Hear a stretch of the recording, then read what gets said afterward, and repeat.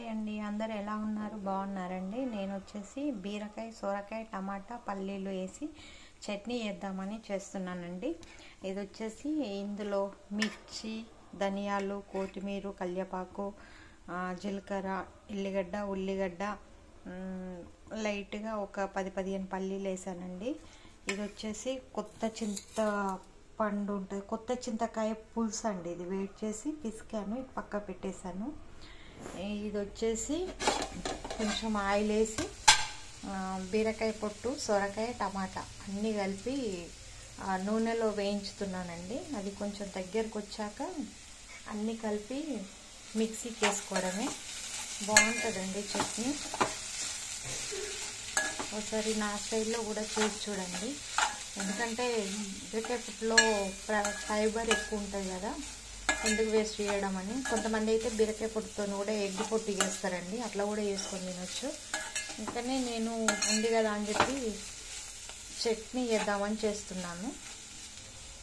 ఒక హాఫ్ సొరకాయ ముక్కు ఉంది, అది ఎందుకు వేస్ట్ చేయాలని చెప్పి దీంట్లో వేసి చేస్తున్నాను. చూడండి, మొత్తం నూనెలా దగ్గరకు వచ్చేంత వరకు ఉంచాలి. తర్వాత మిక్సీకి వేసుకోవడమే.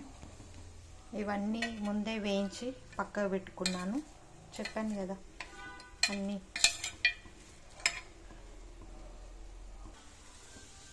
ఇదిగోండి, సాల్ట్ కూడా 1 స్పూన్ వేస్తున్నాను, తొందరలో ఉడుకుతుందని.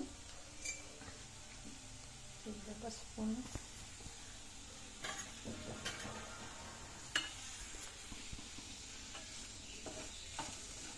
సాల్ట్ వేసాను, 1 స్పూను.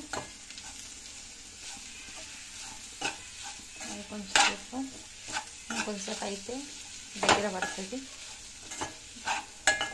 సొరకాయ కొంచెం ఉడకాలి.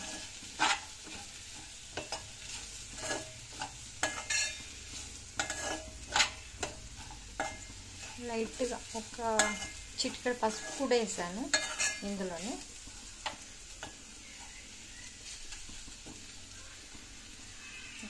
సాల్ట్ వేసాను కాబట్టి తొందరలో ఉడికిపోతుంది.